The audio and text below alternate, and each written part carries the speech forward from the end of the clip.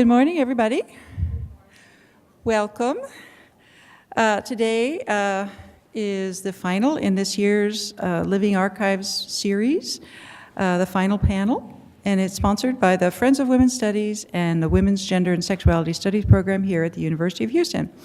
Our program offers a minor in Women's Studies and LGBT Studies, as well as a major in WGSS and a graduate certificate, and lots of great intro classes.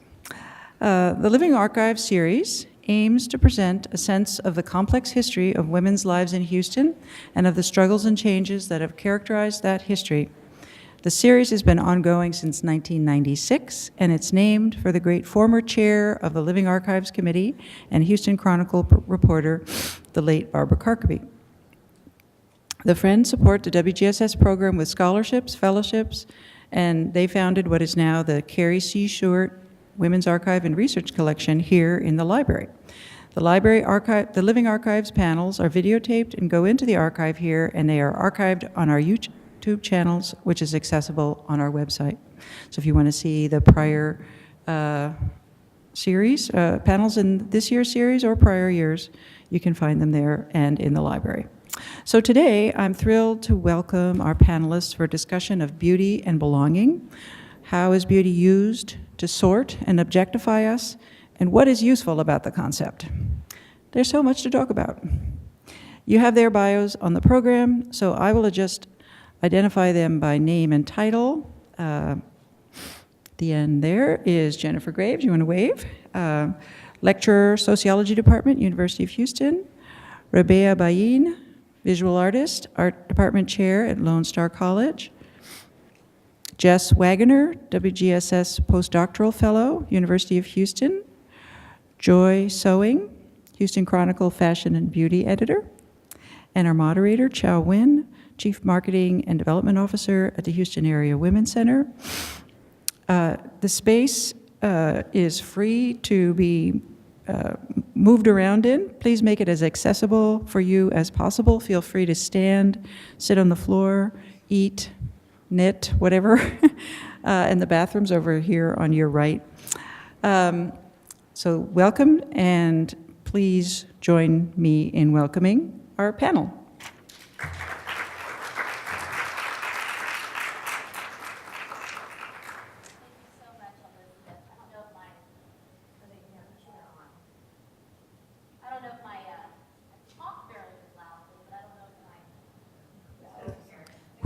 Push the button, the gray button.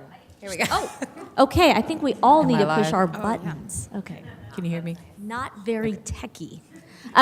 Elizabeth, thank you so much for inviting me and these esteemed panelists, my contemporaries on this panel, and thank you for all of you for attending and being so interested in this subject of beauty and belonging.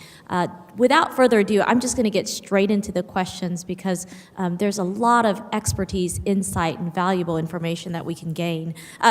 Talking about beauty and belonging, defining beauty, and how that connects to what the world believes beauty is, what mainstream media believes beauty to be, what consumers mean beauty to believe when they say beauty. Is beauty about a person's physical body, or is it a style or something demonstrated through that self-stylization? And I'll throw it to the panel to respond. I guess I'll start. That's a loaded question, right? So I was thinking about it, and I was like, we don't have time to really answer that. But no, I understand where you're coming from.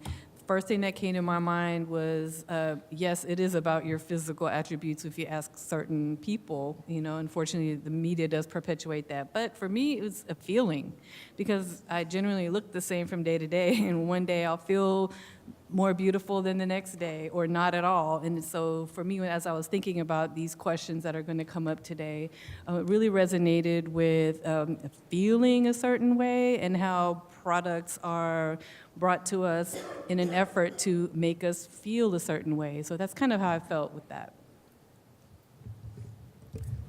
And let me pick up on that to echo what Rabéa said. Man, we could spend days. We could get PhDs together, right, answering the question, "What is beauty?" And never come to a complete answer. And I imagine if we surveyed everybody in this room, each definition would be unique, right? There might be some overlap in what that is, but I think especially when we're talking about, on a panel like this where we're talking about beauty and belonging, that what we're really thinking about or focused on, at least for me when I was preparing, is the physical attributes. What is it we mean when we say a person is objectively beautiful? How do we measure that criteria? And I think all of us close our eyes and we imagine a beautiful woman, and there we would have almost a unanimous description of what that looks like. There's a very clear, very hegemonic beauty ideal that's a white beauty ideal of sort of a thin, taut body with big boobs and a big butt, right? And it's this ideal that we're supposed to aspire to. And echoing what Rabéa said about product too, boy, I could go down the rabbit hole on that one.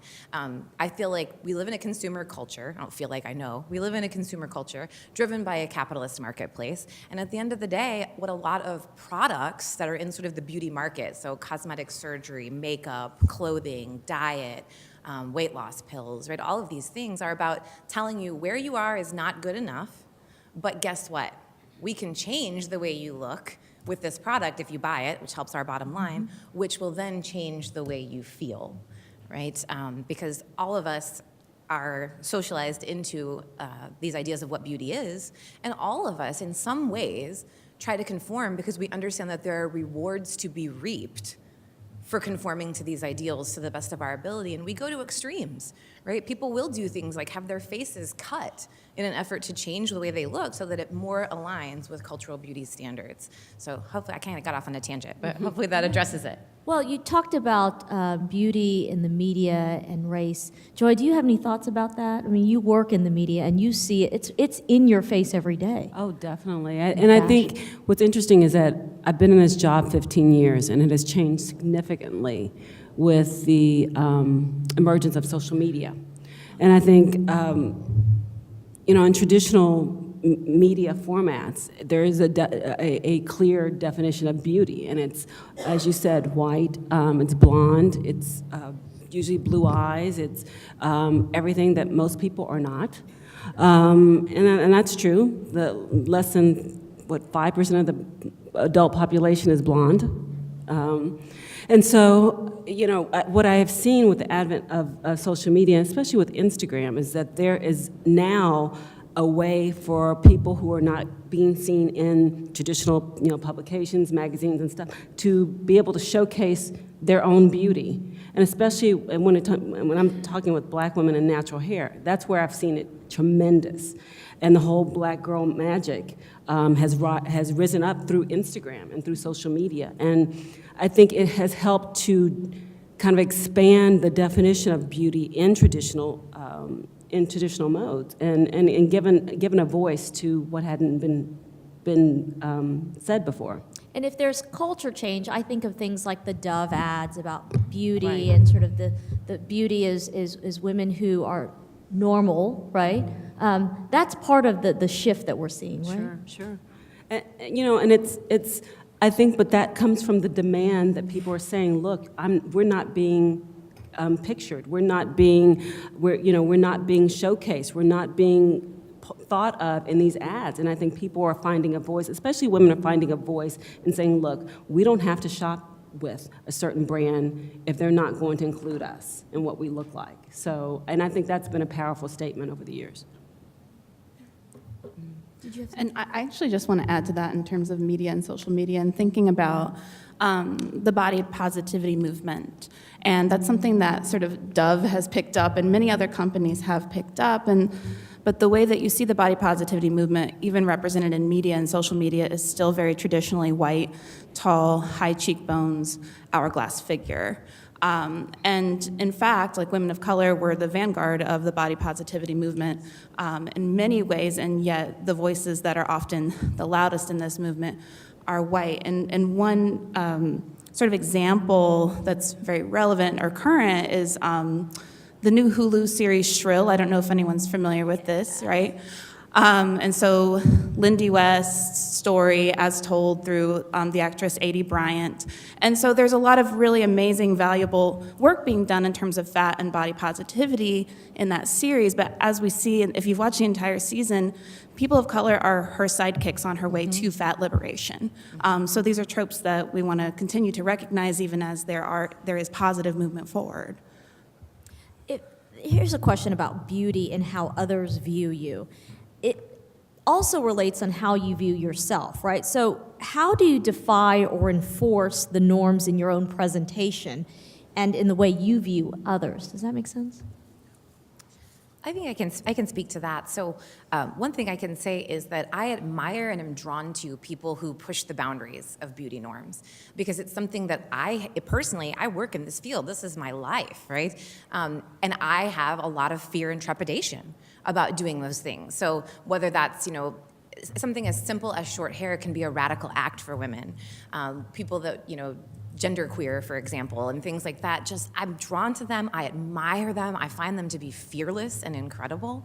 But I personally tend to conform, it's pretty standard, to what I think is expected for a middle-aged professional woman to look like. And I do things that I don't necessarily enjoy, like walk, because I'm supposed to exercise, right? And have a certain shape to my body and all of these things. And I sort of do the beauty work that's necessary because I recognize that there is a benefit in sort of maintaining the status quo, but I also recognize that if I'm part of the problem, right, by doing that, by reinforcing the status quo and not pushing those boundaries. And there's a sociologist named Durkheim who said that one of the functions of deviance is, in fact, to promote social change, that today's deviance is tomorrow's morality. And so it is by pushing those norms that we actually are going to see progress, that we're going to see the widening of beauty standards, like I believe it was Joy was talking about, because the increased visibility of people that do look different in the media. Because when we look around this room, look at the amazing, beautiful diversity in this room, right? But when you look at the media, it doesn't look like us. Right? But we're seeing an expansion of those things, and I think that that's a wonderful. I'm always the buzzkill. I always put it back, though, that it's about selling stuff. We're seeing, like, the body positivity movement in the Dove ads is because they want you to buy Dove products. So yes, there's a great side effect that they're putting that out there, but we always have to remember, why are people giving us the messages that they are? Because that's an important part of critically consuming media, right? I was online shopping because there was like a 50% off online sale. And what I noticed about the ads of the women, there are a lot of skinny women, right? Really skinny women, these ads. But then they kind of sprinkled in with just regular size, women. And I thought, wow, that's kind of, I just didn't expect to see that. But I think we're starting to see more and more of that, right? Because of the like you said, the emergence of social media, the emergence of body positivity. How does that fit into belonging then? Because that's kind of the other part of this today's panel is talking about beauty as it relates to belonging. Oh, go ahead. No. Go ahead, Rabéa. Belonging. Because we're talking about media and how images come to us, and I'm an image maker, and one of the core elements of my work is hair and beautification processes that come along with hair. And also, it's the one material we have on our head that we can change all the time, or on our bodies, I wanted to say, that changes all the time, but that might be jumping a little bit ahead. But as an image maker, I feel like it's my responsibility to put certain images out there, images that reflect us, you know what I mean? When I was younger, does anyone remember Benetton? Mm-hmm. Benetton ads, mm-hmm. Right? Yeah. It was the first, and some of it was problematic, especially when they got very political there towards the end of their ad campaigns that kind of have subsided, unfortunately. They were very triggering, but very current. Well, as a probably 12-year-old kid who's looking around and just noticing beauty standards, it's one thing, but some of us aren't always affected by them, but noticing that they may be geared towards one particular audience is important, right? But we still make decisions every day, whether or not, some of us are, we conform to things all the time. But with those Benetton ads, and to speak to your question, it was the first campaign to me that was successful because it perpetuated beauty standards on a globalized scale. So as you mentioned, looking out in the audience and seeing people of such diversity, that should be the norm and not the opposite of that. And so with the Benetton ads, it was like seeing people, and it wasn't just like a black, white, brown thing. It was very specific to cultures. Like you could look at an African face and almost like, oh, they're from Sudan, or you look, that's a Peruvian face. Like, you could get beyond race and go into culture. And different cultures have different beauty standards. And so just like the question of what is your ideal of beauty, I can only answer that because of my culture and how I was raised. I guess the umbrella would be as an American. The American standards of beauty are specific to, who makes up this country, which is everybody. Everybody. So one standard of beauty may be more popular, but it doesn't just fit.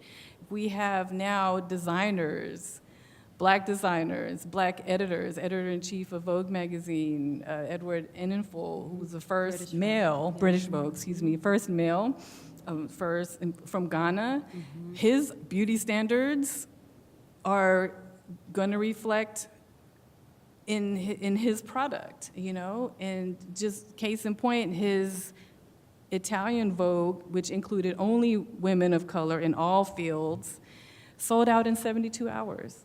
That just speaks to the need of like this way bigger core audience that wants to be fed images that just reflect everybody so that we can relate to them. Yeah. Joy. I also think there's a need for a space for women to be okay with who they are in their bodies. We have a tendency to be very self-deprecating as in general, and I just went on the Oprah cruise in February, and I will have to say that was the most powerful experience because you had women of all different sizes, all different ages, all different ethnic backgrounds, and no one was talking about how fat they were. And no one was talking about, I don't feel good in my swimsuit. No one was talking about, I look old, I need to get Botox. No one was talking about that. But yet, in everyday the world, I hear it all the time. Well, and you work in fashion of all things, Yeah. right? You're covering society, galas and dresses. Yeah. How do you overcome that and bring that attitude into sort of the cultural norm, even in this community? I don't know, but we needed like Oprah to come in and like be with us on a daily basis. I mean, really, because It's inclusion. That was the first time that we were with 2,500 women, and not one time did I hear anybody talk bad about themselves or their bodies, and we do it all the time.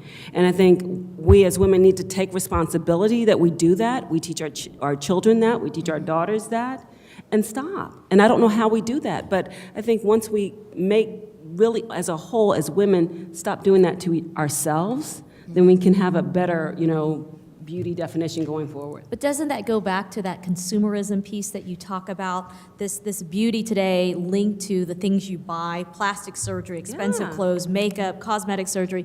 I mean, it is fed to you through your social media feeds, through targeted campaigns, through magazines. How do you overcome that? I mean, we balance that out. The irony, I think, of what Joy is saying in particular, I love Oprah, I'm from Chicago, don't get me wrong, but guess what she's a majority shareholder in, right? Weight Watchers. So it's interesting that was a space where women weren't doing that. In my field in fat studies, we call it fat talk. And it's actually a way that women bond.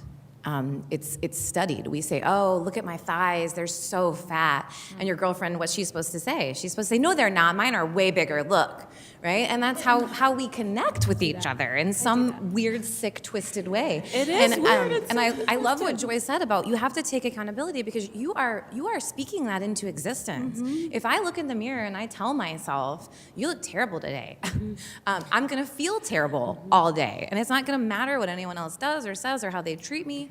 So it's interesting. And how do you, I think your question was sort of, it's fed to us so much, how do we escape it, I guess, or deal with it? Mm-hmm. If I knew that answer, I'd be rich, I'd sell all of my book. Me too. And I we'd think walk we away. all would be, right?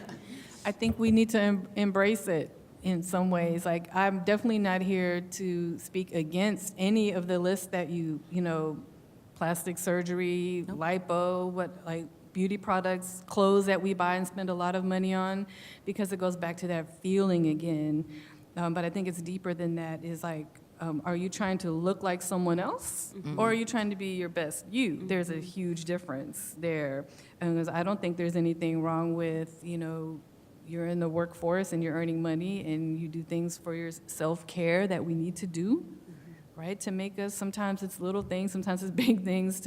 I'm in that age group now where my girlfriends, we're talking about things now in our 40s that we never thought about in our 20s. Why didn't I do skincare in my 20s?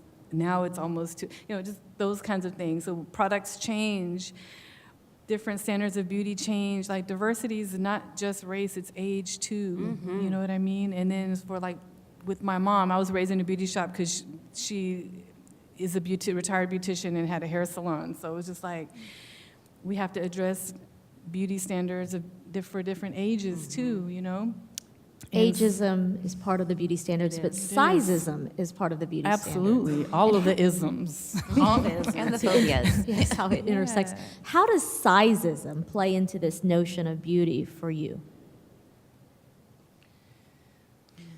Well, okay, so my work is in fat studies. That's what I do. And I mean, it's just in the word fat studies, that Yeah. it lands on me yes, unusually, and right? as it should. We're taking back fat.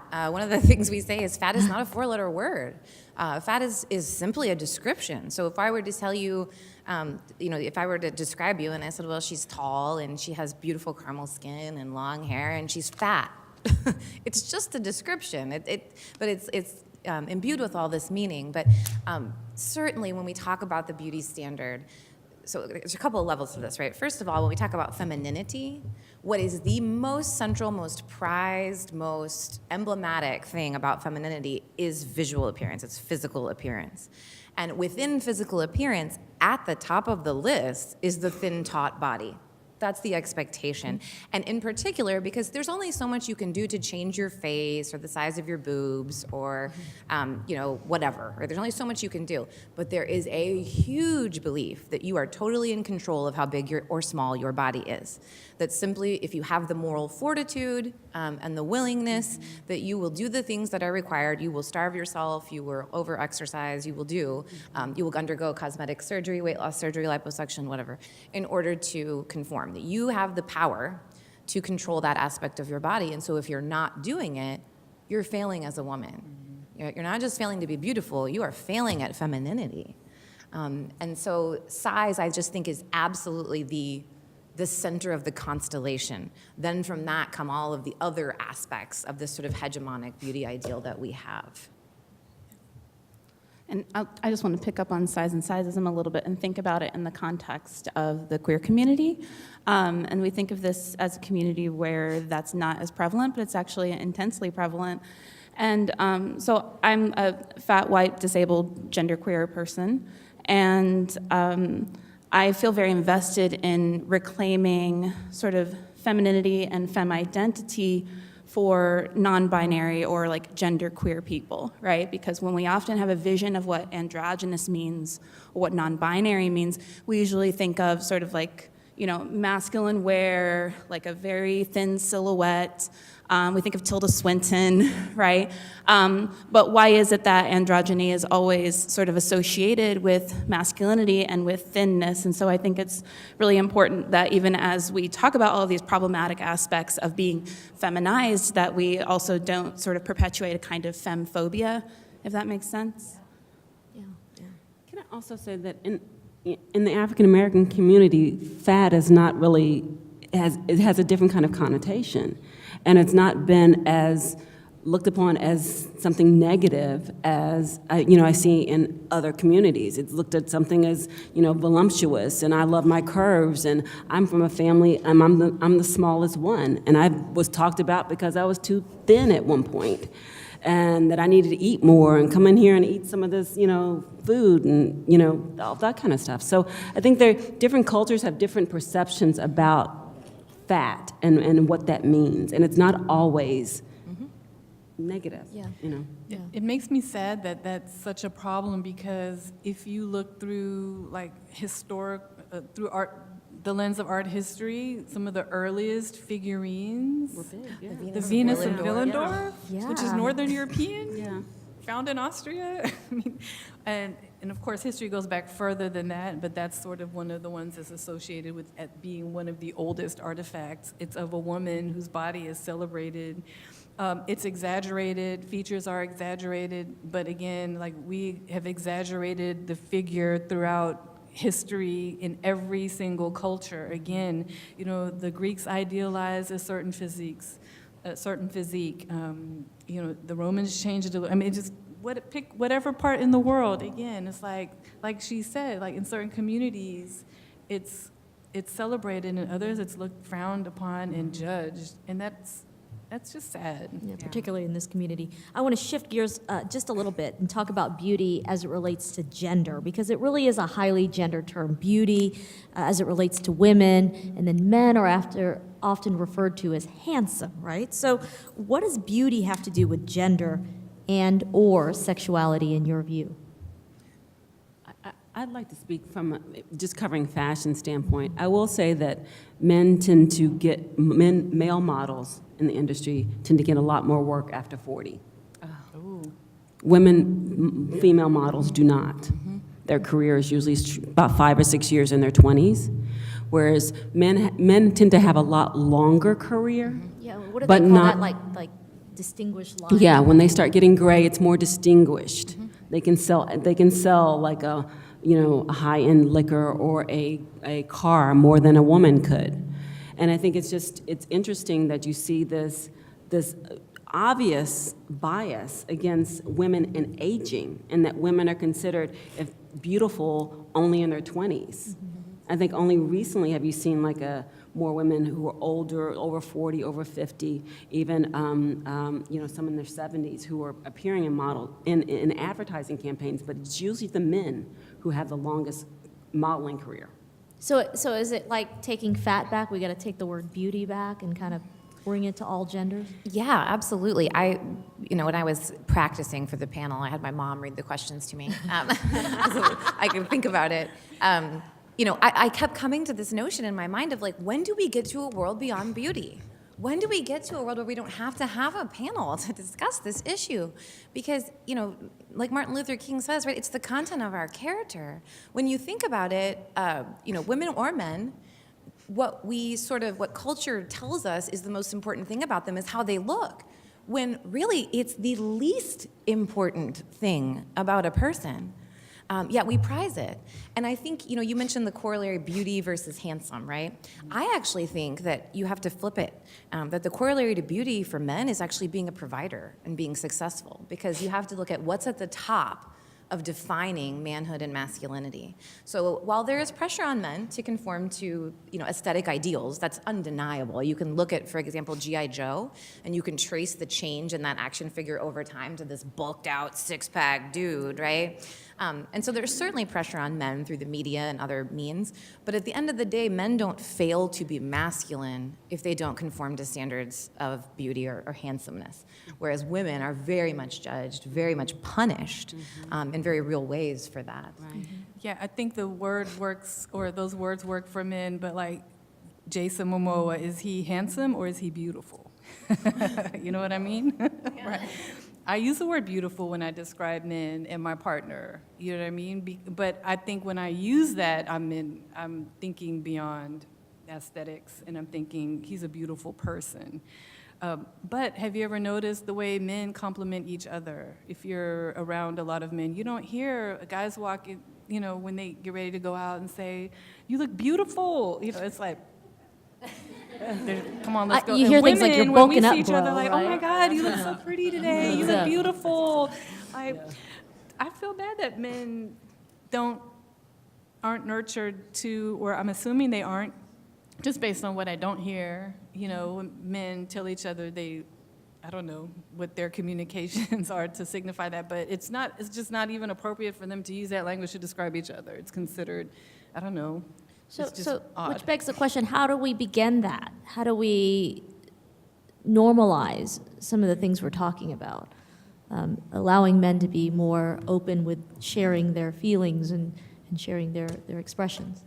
Well, God forbid men get into the fat talk that I was talking about. We don't want to encourage, competition based on appearance or defining who you are based on appearance. Certainly, a world where men could talk more about their feelings and perhaps about their appearance, because certainly they have feelings about how they look or do not look and what attention they get from other people, and that kind of thing. And I wonder, I wish we had men on this panel. I wonder if in secret, men talk about this more than we think. Is there a locker room talk that isn't about grab them by their you-know-what, but is actually men bonding, about those types of things, like, oh man, I'm balding and, it's horrible, I can't get a date, whatever.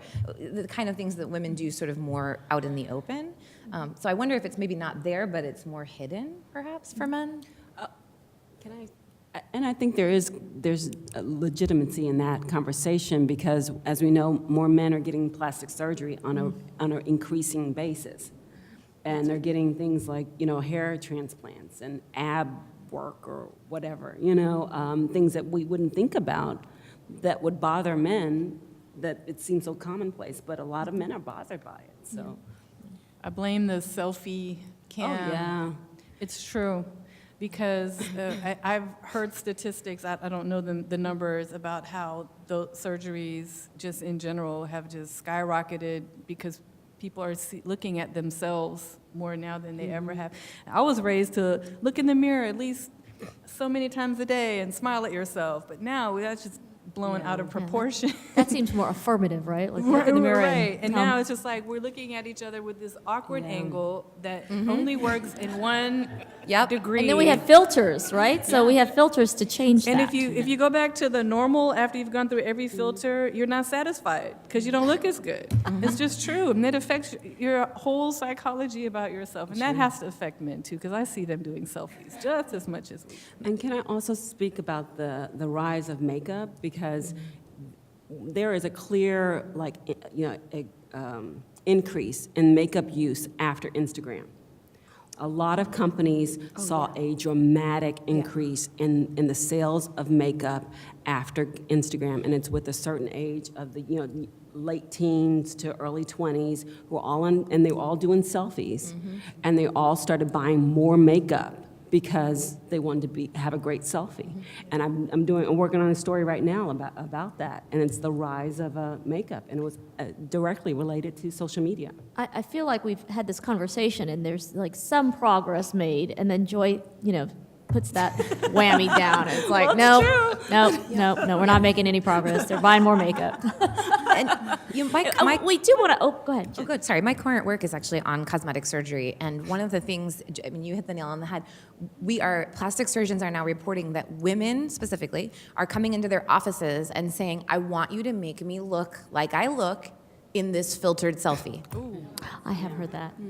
So, people would use exemplars when they get plastic surgery. I want a smaller nose like Charlize Theron or whatever. There was always an exemplar. But now the exemplar is themselves with the filter. Yeah. And wanting that exact look. So I love filters, don't get me wrong. They make my eyes look bigger. They make Thank God for filters. Yeah, they suck my cheekbones in. They get rid of all my blemishes. And so imagine if you thought surgery could provide that answer. And that's what women. It's this growing trend. And it's not just young women. I will admit, I bought and started wearing more makeup when the selfie culture emerged. Yeah, I think we all did. Oh, sorry. Yeah, go ahead. Just that statistic about makeup is kind of devastating, even as someone who loves makeup. And I think about something that I feel really conflicted about with consumerism is, especially, my work is in disability, and sort of the rise of adaptive clothing and fashion for disabled folks, and the rise of adaptive makeup. Right, so that folks can wear more makeup, and also the rise of sort of genderqueer makeup companies. And on the one hand, I'm like, that's amazing, like it's wonderful, I want to wear those things. But also, genderqueer folks, trans folks, disabled folks are often among the most under-resourced people. So what is the point of these adaptive things, beyond that, right? If you can't afford those things, or those things aren't in your world, what do they do for you in reality? I want to open it up for questions, but just from each of you, what can we do as individuals? Sometimes we hear these issues that come up, and we feel like as an individual we can't make change. What can we do as individuals to see that beauty and inclusion, that sense of belonging for all in our culture, in our communities? I can speak to that. So as a sociologist and the self-identified buzzkill in the room, I often find myself with a sense of powerlessness sometimes when I think about these big things, because I go, okay, it's not enough for me to, feel beautiful or to, in my everyday embodiment, maybe reject some of those cultural norms. I have got to destroy and tear down patriarchal beauty culture. Right? And it's like, how am I ever going to begin? And so what I try to remind myself is that small acts are radical, right? And so it's very little things. And I was just listening to the author of Shrill, actually, who talked about, when she sort of came into the body positivity and fat acceptance movement, and how it was really just a matter of transforming the frames in her mind. That instead, she was looking at these beautiful pictures that actually Leonard Nimoy, Spock, took these nude pictures of very large women. I'm not talking about, 180 pounds and need to go on Slim Fast for a week. I'm talking 350, 400-pound women naked. And they're beautiful images. And when she was first exposed to them, she found herself admiring the things on these women that she hated on herself.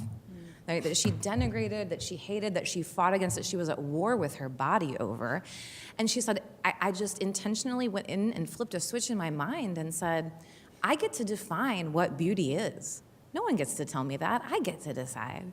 And if I define beauty as what I am is beautiful, then I feel beautiful.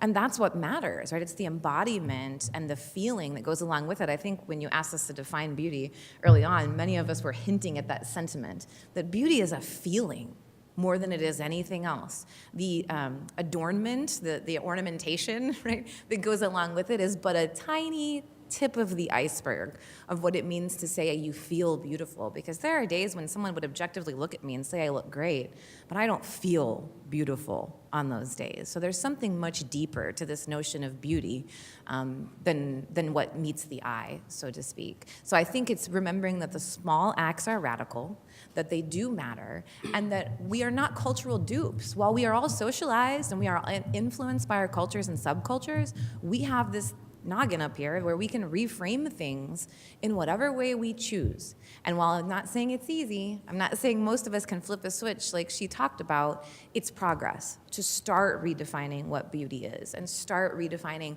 what the value of ourselves and other people is, irrespective of what they physically look like. I think all of us in this room are educators because we are responsible for teaching someone something. In the traditional sense, as an educator, I have students that I have the control to show them images constantly. And we have control, all of us, because we all have phones, perpetuating images. So let's just think about what it is that we're putting out there, because it's really visibility. And we're talking about things out of the social norm, or, access to certain products that are, probably really obscure. But if we make it a matter of inclusivity, it should be normal for everyone to look different, and diversity is a thing. It should be normal. It is normal, actually. We just don't see it because there's, higher powers that control media. But now we have this gift. We have control of social media, and we all have it. Everyone in this room can take on, we can't, change the world in one day, but like you said, a little bit at a time, just continue to educate yourself. And the best way to do that is have friends from different backgrounds. They'll educate you more than any book you can read, more than any professor you're gonna study under, more than any school or celebrity you're gonna listen to. Yeah, and thank you for that. And I want to pick up on access just a little bit, and thinking about disability visibility and access, because there are actual concrete things that we can do to make our spaces more accessible for disabled and ill folks. And that does expand our notion of beauty, right?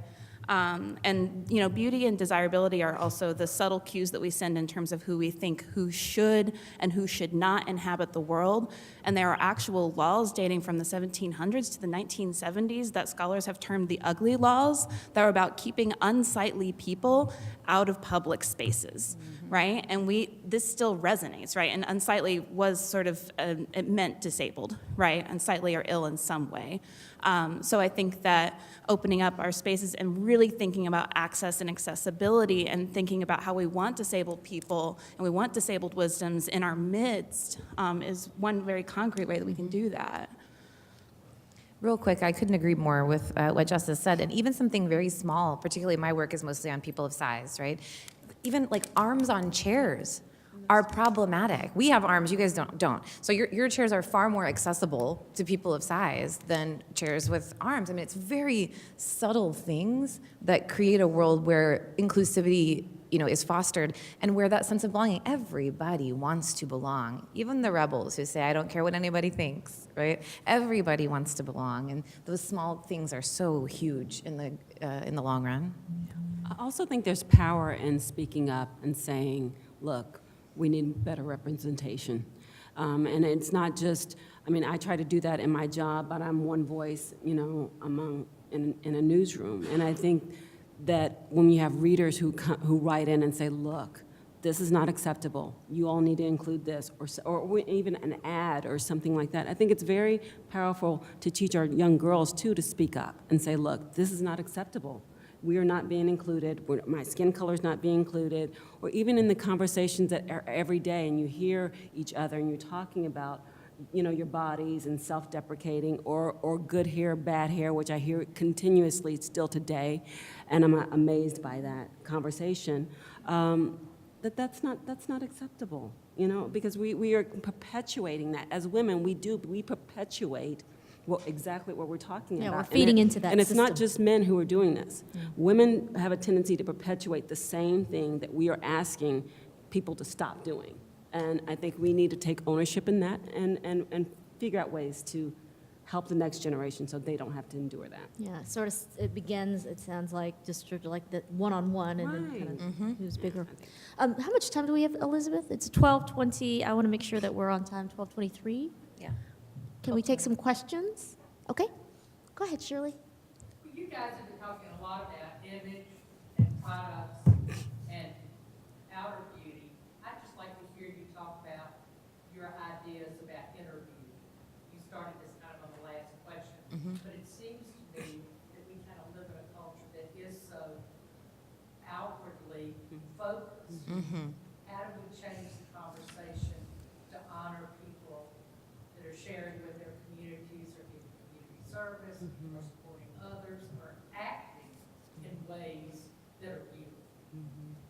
That's very true. That's much needed, right? And I think when I was first thinking about beauty and it relating to a feeling that I had, how does something make me feel? It's like, it goes,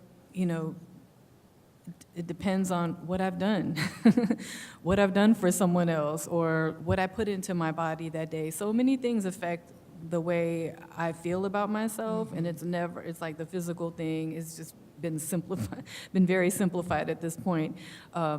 But recognizing beautiful people on a day-to-day basis, again, that's something that we have control over through educating other people, giving those people accolades if they deserve them, or having those people around you, or being one of those people and not needing anything in return for that. I definitely think that there's a lot of movement towards celebrating the actions that people are doing, because we see so much negativity outside of the beauty context and things that relate to that. There's way too much bad things going on in between that. Even that's the nice part of social media.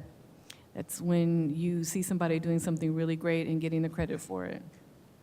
I think also by teaching children and our young girls about service and about giving back, and I'm not just saying just volunteer, but just the importance and what you get out of it. And I think that's one of the reasons why I started Year of Joys, so that I could feel more joyful. And that was it was really a selfish thing, because I just was feeling all beat down, all that kind of stuff. So, and I did this, but what I realized is by giving service, by providing children opportunities to have more joyful experiences, I feel more beautiful. And I don't even know what the chemical, whatever about that, but I know that I feel my inner beauty has come with age, after age 40. And that's when you can speak your mind. You're like, I don't really give a shit what you think. You know what I mean? That kind of thing. And then another one is just giving back. I feel that just enhances my beauty all the way around. And you touch on that point of children as well. It's so Yeah. important to Yeah, supplant that. I think, real quick, I think that speaks to a bigger question that I've been considering myself, which is beauty extrinsic or intrinsic? So do I define if I'm beautiful, or does someone else define if I'm beautiful? And that's a complicated question. And then you get into the other level of inner beauty versus outer beauty, and that's where I think this idea of moving beyond beauty is so important, because I wouldn't, necessarily call someone who has wonderful character and gives back to their community. Beauty is not the first word that would come to my mind. There are other words that I would use to honor them, but getting back to the children and the small things that we can do, one thing I do is, we have a tendency, especially with little girls, you're just being sweet to them. Oh, you're so pretty, right?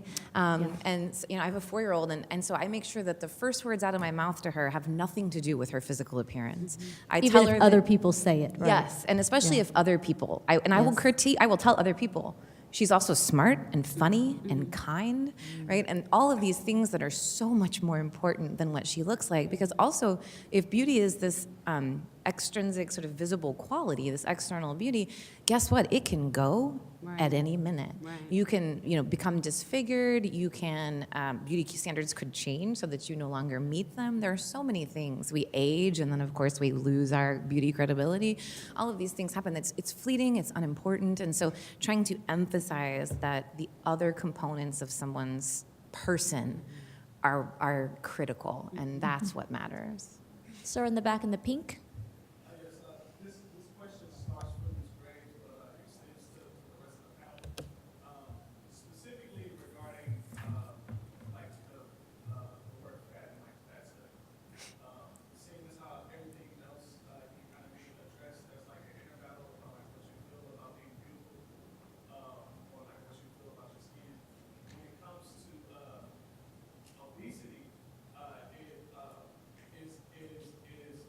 is there an area where the health risk can also come and be the comfort in the conversation? An example being the chairs example that you gave. That's a really great example. But as you can see, all of these chairs are the same size, so to have an extended chair would kind of represent an abnormal. Yes. So how would you approach that situation, like trying to be comforting towards someone, but at the same time trying to also introduce them to their health risk? Yeah, so thank you. I'm so glad you brought that up, because there is absolutely almost 100% of people in American culture, Western culture in general, believe that obesity is linked with health risks, right? So there's diabetes, there's heart disease, there's joint issues. I have news for you. It's not. And what I mean by that is it's a lifestyle correlate issue. So if I am, take me, for example, I do not exercise and I do not eat well. For most people, when you don't exercise and you don't eat well, your body size is likely to go up. You are likely to gain weight, right? That's what most sort of Western metabolism does. But regardless of my body size, if I'm not eating well and I'm not exercising, I'm going to have health issues. If I happen to be someone whose genetics and metabolism and physiology lead them to be larger, but I am active and I do eat well, I'm unlikely to have health issues. So the little fat cells themselves are not the enemy. The body fat itself is not the issue. It's the lifestyle correlates that go along with it. So I do think there's a way, though, to introduce that conversation to people, because when people are, now we hate these terms in my world, but overweight, obese, morbidly obese, all of those terms, to be able to talk to them about not necessarily their health, but about their lifestyle. Right? So are you doing things? Are you finding joy in movement? Are you nourishing your body with healthy foods? There's something called the Health at Every Size movement, HAES, H-A-E-S, that really talks about that. And then as for the question sort of about accessibility, that is, maybe Jess can speak to this more, that's so complex because it is, imagine we had brought in a couple of, say, benches instead of chairs, right? And a larger person were here and they were to, they have to seek that out because it's more comfortable for them. Now they stand out. So how you make accessibility without making a circus out of the person that needs the accessible, spaces is a very complex issue, and I don't know the answer to it. I'm not sure I addressed your question, but I hope I did, and I will talk to you more afterward if you'd like. Well, can I actually add to this a little bit? So just thinking about health disparities as well, fat people are very much discouraged from going to the doctor because of weight stigma, and we stay sick, right? And there's this notion, there's this idea called fat broken arm syndrome, right, where you end up being treated for fatness rather than the thing that you have come in for. And so that discourages fat folks from going to the doctor. And then I also just wanted to mention something about sort of health has become a new morality of sorts, right? With like wellness culture and sort of like consumerist individualism and this idea that it's the dream of the new body, right? That you can just, if you think hard enough and you work hard enough, you will have health, right? And I think that as much as I think that the health at every size movement has made a lot of strides, it also really does leave out folks who do not have health, right? And this idea that you are more deserving of like worth, right? If you're a fat person, and you're healthy, right? And I don't know, I guess I just don't want my metric of my worth to be tied, right, to my body. And so, yeah, it's just like, it's very interesting. Yeah, it's very much, the health at every size is very much a double-edged sword, in the circles that I run into for exactly that reason, because it does prize health as sort of this achievement. And we all know we're not in control of our health. I mean, there are things we can do to help, to foster it, but we're not in control of it at the end of the day. And so that's a very, very good point. It's not the be-all, end-all. And bringing it back to beauty, we have a very, very strong connection. We have conflated health and beauty in our culture. Diane von Furstenberg, a famous designer, is actually known for saying health is beauty and beauty is health. And there's a notion that beauty is naturalness, and naturalness is associated with health. And so those two are very tied together. And we even think we can tell when someone's sick, right? Oh, you don't look so good today. Just by looking at them, we think we have a gauge of their health. And that particularly extends for fat people, right? If you look at a fat person, the assumption is that they are unhealthy. And you are using this totally wrong metric of body size to assess both their health and then extending to that their morality, their beauty, all of these things. Lady in the front? Yes, I think this is embedded in a lot of comments, but if you were asked to give a sequel to this panel called Beauty and Feminism, what criteria would come into play? What critiques would you offer of what definition of beauty? And what agenda would you put forward from a feminist point of view? It's like a deep thought. I'm going to process that a little bit.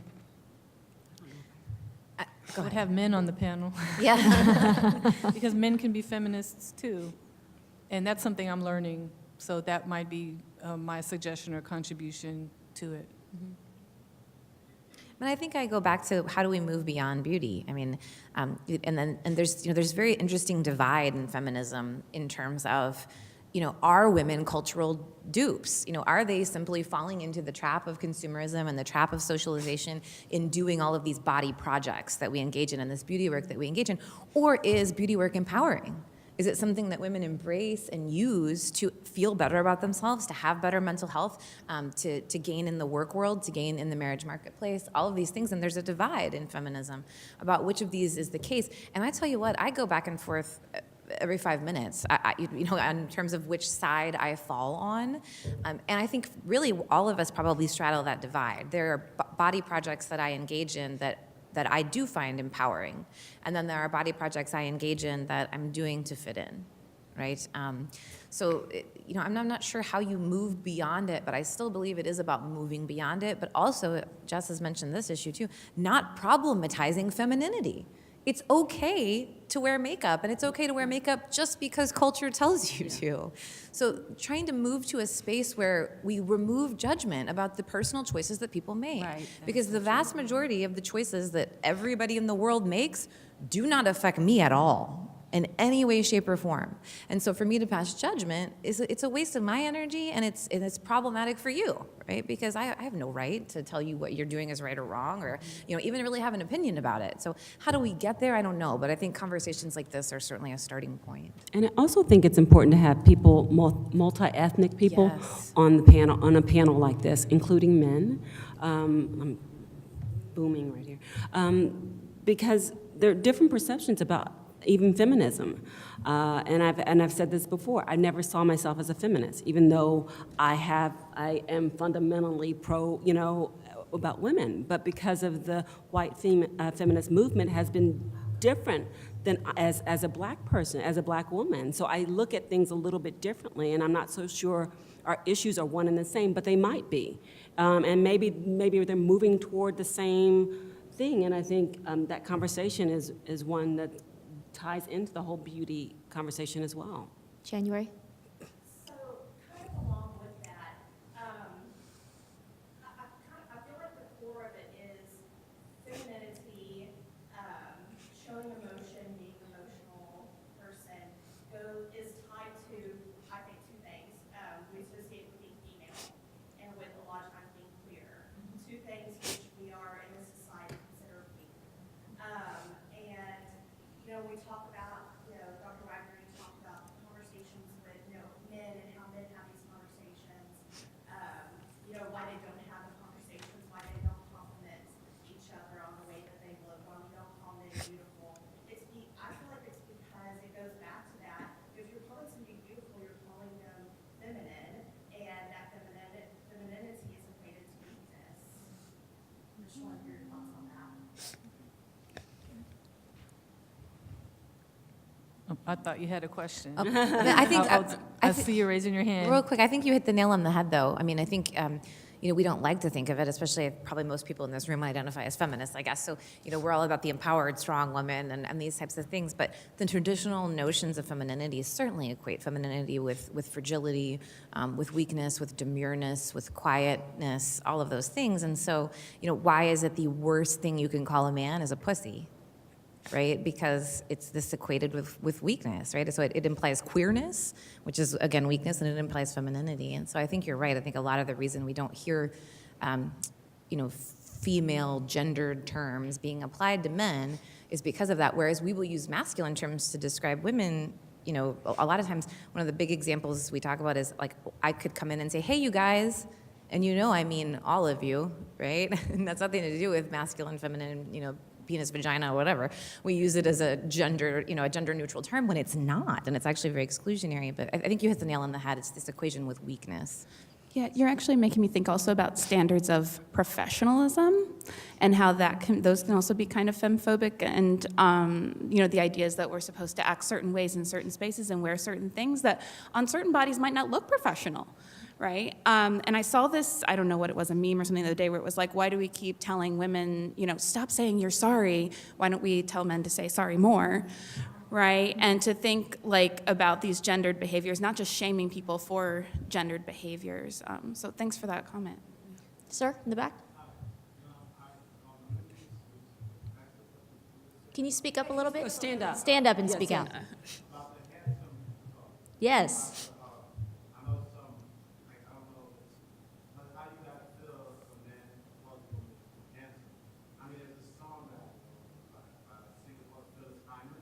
Yes.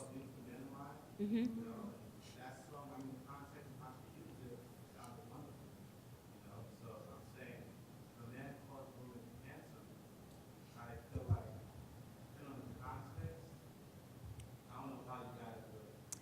Unfortunately, I think historically, when a woman is referred to as handsome, it's usually like she's homely, right? Is sort of the implication, right? That's the way the term gets used. Yeah. Whereas I do think, calling a man beautiful, there are ways to do it because we do have this broad definition of beauty that can mean so many things. Whereas with handsome, there's sort of a narrow conception, and certainly historically, when it's been applied to women, it's an implication that she's not that great looking. So I think it was something we would have to be careful with in the context in which it was used. Which brings us to words are powerful, right? So then you talk about normalizing, taking the word fat back, or maybe it just starts with those words and normalizing and bringing it into that mainstream culture. And I think you may have been addressing how men speak to one another, because it is different when myself as a woman called my partner beautiful. He knows it's not in a way to feminize him or insult him, and I don't think he feels insulted. Actually, I asked him, and he said he didn't feel anything at all. I was like, does it make you think about your inner beauty? And when I'm complimenting you, are you thinking about your inner beauty, or are you thinking I'm asking you whether or not I think you're handsome? And he's like, Yeah, I'm not thinking about that. That's just one person's perspective. Go ahead, ma'am. When you say handsome, though, to me, for one, it's being distinguished and having gravitas. And that's always how I've seen that, you know, you think about people who are not traditionally beautiful, but you look at Eleanor Roosevelt, and you look at, Warren. I think she's handsome in the best possible Yes. way. So it's interesting the connotations that you can have with certain words. But, and I also have to make notes here, I haven't read one of the things in probably 40 years. Yeah. Because it was always, you're never good enough. You know? And I think it's interesting when you do self-define, you can still wear makeup, you can still Yeah. work out, you can still do all those things. And hopefully it makes you feel beautiful and distinguished and all those things. But it is a very individual Yeah. thing. But I think empowering yourself and backing away from some of those messages. Saying, that does not define me, and I don't want to be Nope. that is fine. And, allow me to be negative again. When you mentioned, I agree with, like, handsome does imply sort of distinguished and accomplished and powerful. But what do we call powerful women with gravitas? We call them bitches. Because they're a threat. They're seen as a threat. They're not conforming to femininity, and so there's often punishment for women who behave like men. For example, in the workplace. So instead of being someone who's a great leader and takes control, she's bossy and bitchy. Yeah. So women are in a double bind a lot of times when it comes to that. But I think you make an excellent point that there's so many ways to define it, and language is so powerful. But language is subject to interpretation. So when I say a word to you, what I mean may not be what you get out of it. That's the gamble we take when we communicate with other people. Lady in blue? You all touched on the rise of the makeup industry, but it seems to run parallel with where there has been a trend of no makeup, they even like try to no makeup Monday. Yeah. Now, I don't know what kind of filters they're putting on their no makeup, but is there some sort of balance? Yeah, I have that about 5 days a week. Yeah, usually when a lot of these celebrities, they say hashtag no makeup, they're wearing makeup. It's true. I mean, they're wearing makeup to look like they're not wearing makeup.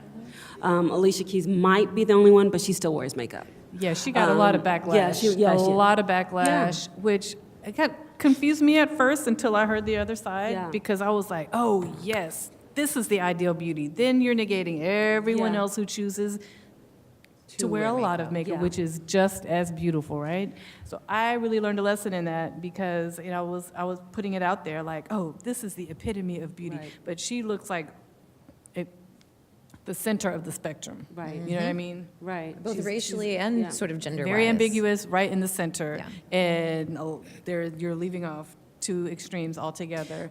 But it's okay for her to Absolutely. do that for herself. And you know? I do think there's a lot of power in these no makeup, selfies and no makeup Mondays and all this stuff. But you also, at the end of the day, like, it makes me just go, how is that a radical act? Like, how do we live in a world where it's so extreme that I didn't wear makeup that I have to have a day for it, or like an event about it? yeah, it's Right, it does, and that's why I say they matter, and there's a visibility there. But it's still striking to me. That's when I go back to, oh God, we got to dismantle patriarchy, right? And I freak out. But but it's amazing that it has to be this, like, it's so expected that I conform to those norms that when I don't, it's a massive event like a volcanic eruption. And I think it also speaks to your point about how we kind of segment ourselves. And, okay, it's like the women over here who are not wearing makeup, and the women over here who are wearing makeup, or the women here who are going all natural, and the women here who are still putting perms in their hair. And there's this divide, like there's one is better than the other in this hierarchy about beauty and about the things that we do. And it should be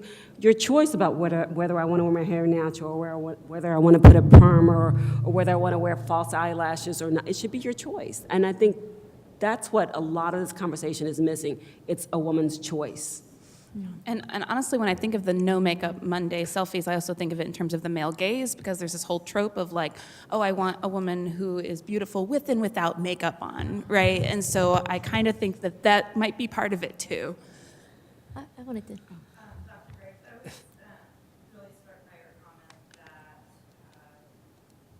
fatness is sort of the quintessential, I don't know, marker or hotness, I guess.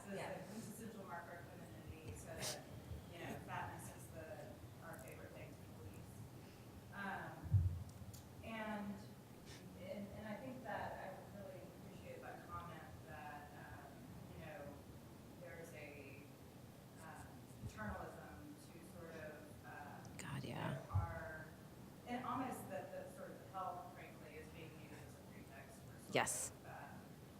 Body policing. and having the authority to, if we define beauty as something that somebody controls about themselves, then certainly we're stepping on that by.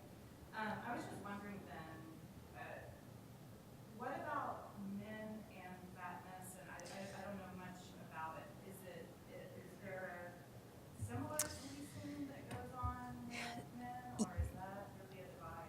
Yes, there is. There's certainly there is a corollary within masculinity. The main thing that I guess I would point out about the difference is that when women deviate even a mild amount, so let's say a woman is 10 or 15 pounds over her ideal weight, which who got to pick that? But anyway, women are immediately policed about that and told that they should correct it. And then the larger a woman gets, the more frequent that becomes, to the point that people on the street will tell her there's a thin person trapped inside you trying to get out, and here's how you fix it, and all this ridiculous stuff. For men, they really have to get to a pretty extreme end of the spectrum before the body policing starts to kick in, and at a much lower degree, I think, than it happens for women. Women's bodies are subject to the male gaze. They're subject to consumerism. They're subject to scrutiny in a way that men's bodies simply are not. So while there's parallels, they're certainly on different planes, would be my experience. And fortunately or unfortunately, most of the field of fat studies has come out a lot of women and gender studies, and which has largely been focused on women because women have been the underclass in a patriarchal world, but there's an emerging world of masculinity studies that are, grouping in with women and gender studies and fat studies, and so I think we'll see more discussion about men and men's bodies moving forward than we have. I hope that answered your question. Do we have any other questions? One more. Go ahead, ma'am, in the blue. I was just going to make a comment that a lot of what I'm hearing, and I think some of you said it correctly, but we talked about separating each other and doing makeup and makeup and the male gaze and all of that stuff, but a lot of times women don't support each other. And I think a lot of people said that, but I think that we need to support each other. Yeah. Friends for makeup. That stuff really doesn't matter as much. A lot of times we reinforce these things.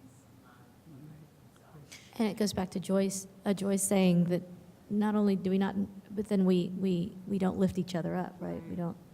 And that's not validate. always the case, but in the fashion industry, majority of the fashion companies, designers, houses are run by men. And I think women have to really understand that, and that when you see these fashion shows that are on the runway, they're usually a collection or few gay men who are sitting these women on the runway. And I think as you see more women who are taking charge of fashion companies, I think you see a change in what the body image. But until that happens, and until more women stand up and say, look, I'm not going to buy this brand because they don't represent us, Right. or it's run by a certain group of people who see this as the standard of beauty. We have a lot more power than we think we do. And to your point, something Rabéa had mentioned, and I fall into this too, is when I first see someone, especially if it's been a long time since I've seen them and it's a female friend, I tell them how great they look. It's like, well, it just comes out of my mouth without me thinking about it.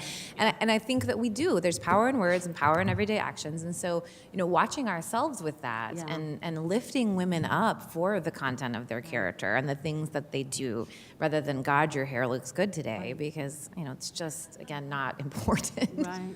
Beauty's more than It's not surface. important, but it feels good to hear, doesn't it? Good to hear, yeah. I won't get offended if you tell me. But make what it I'm like saying. the fifth thing you say, right? Instead of the first thing that you say. It is, but I would like to acknowledge the machine that's behind everything, coming from a household where beautifying other people was how my mother made her money. Yes. So all of these companies are not going to perpetuate the natural look. No. Or not the natural look, because it's very hard to achieve the natural. Yes, yeah. The no makeup look, Yeah. because no one's making money. Yeah. And so just like turn the gadgets off, turn the TVs off, and just be around each other for a while, and then you'll see a lot of go on the Oprah cruise. I bet you guys, I bet that was amazing. It was amazing, and I was like, I wish that's you like were serious. around women bottle that- and take it with me Yes. every day. No, you really. were, That's you a were lot around of women that loving look one. like you, and we can't be something that we don't see. Yeah. You know? Yeah, So I if mean, we're just- around women that of all various shapes and sizes and ages, then there's some comfort to that, you know? One last, Shirley. I'm just curious, because you said the Oak group was so cool, and nobody was talking about image. Yeah. What were they talking about? Yes. They were talking about Oprah. They were talking, there was like connections. Women hadn't seen each other since high school and seen each other on the beach. They were talking about just being an inspiration. They were talking about, how a lot of people were talking about their connection to Oprah and what Oprah did to their life. I mean, that. And their relationship. Inspiration. Yeah, they were talking about sisterhood and relationships. It was really an experience of sisterhood, true in the truest form, and that's what women were talking about. Even the 65 men that were on board were amazed about all the women and all the sisterhood talk that was happening. And it was the true. I've never experienced anything like that, and that's why I just light up when I think about it, because it was just so amazing. And perhaps Sounds that amazing. Speaks, perhaps that's amazing. Perhaps that speaks to the safe space idea that is so prevalent now, right? Like that we need to have spaces where, let's say I wear makeup every day and I do all this beauty work, but to have a space where I don't have to do it and I can be accepted and loved and whatever is interesting. Okay. I just want to say, as the mother of a 22-year-old who's recently graduated, Woohoo, go Cougs. she's a sociology major. One of the things that I noticed that she's done was self-care in this over-dominated world of beauty. She disconnects. Yes. Yeah. Yeah. I would be so happy. I'll get a picture with her. Yeah. I'll put a tag on that picture, and she is nowhere to be found. Yes. Yeah. And it's because she's had many followers, she'll take great photos, she'll do all this stuff, but she said, I start to feel judged. And I start to look at other people and see what they're doing. Right. My beauty is different from their beauty. So what she just does, she says, I take myself out of it. So that she doesn't have to do that whole mirroring, Right. comparison. And I think that's the thing that, a lot of the young people who tend to get caught up on beauty and belonging, because they look at these great photos and filters. But I won't post a picture without a nice filter. Right. Right. So they start to see that. So I would recommend if you have young girls or small children, and especially because I don't even know all of them, these social media sites. The Snapchats. Very popular. Yeah. Just tell them, teach them how to disconnect, Yeah. and then check in with them. Because some of us pictures trigger things in us. Right. You know what I mean? And they don't always understand what that does, what it means. But sometimes a photo can trigger something good, something bad, whatever. But there's a way to just disconnect for a while, and you come back to it when you're ready. I wish I could. I wish I could. I know, me too. I do. I wish I can. I wish I wasn't on social media at all. But I have to for my job, and it makes it very hard because it's like to me it's like just a black hole of just negativity and judgment. What I have tried to do is not go to as many events. I try to pull back because what I found out is that especially night events where people are getting dressed up and everybody's all like this, and I don't have a wardrobe, and I'm like, and I start to feel like, well, I am not wearing Christian Louboutin shoes or what, and I'm like, I work at a newspaper, I can't afford that. I get it. But I get it. You know, I and get it's just Joy, you and I are speaking the same language. I had to pull back from So I only go to things I have to go to, and that are thoughtful and kind of in line with where I am now. And because I was feeling bad about myself, my wardrobe, my why didn't I choose a better career that made more money? I was starting to feel really bad, and I had to stop that. Yeah, I think you can set, Yeah. healthy boundaries for yourself. My minister once said, compare leads to despair, and I always think about that when I go to that place, Joy. Compare leads to despair. So. And I'll say just in addition to unplugging, which I think is so important, also curating your feed. My Instagram is all fat, trans, and disabled folks, basically, right? And so there are ways in which you can curate your feed, or you can encourage your younger folks in your life to curate their feed to follow folks who represent them and they feel represented. And relatedly, the old adage that a picture is worth 1,000 words, right, that you alluded to is so true. And teaching young people especially, to critically consume even social media all of it needs to be, there needs to be a thought process behind it, as opposed to we just let it flow over us, right? With sort of no thought process. And absolutely, I mean, the research has confirmed people that are active on social media are less happy than people who are not. The jury is not out on this. So unplugging is absolutely an important and critical to the ability that you can, because many of us, our jobs demand that we're on 24 hours a day. Yeah. So. Yeah. Well, ladies, this has been a very engaging and thoughtful discussion, particularly with the audience as well. We want to thank everybody for being here. Thank you, Elizabeth, Thank you for hosting your us. questions. Yeah, thank y'all. Ayana and the great staff at the U of H Women's Studies program.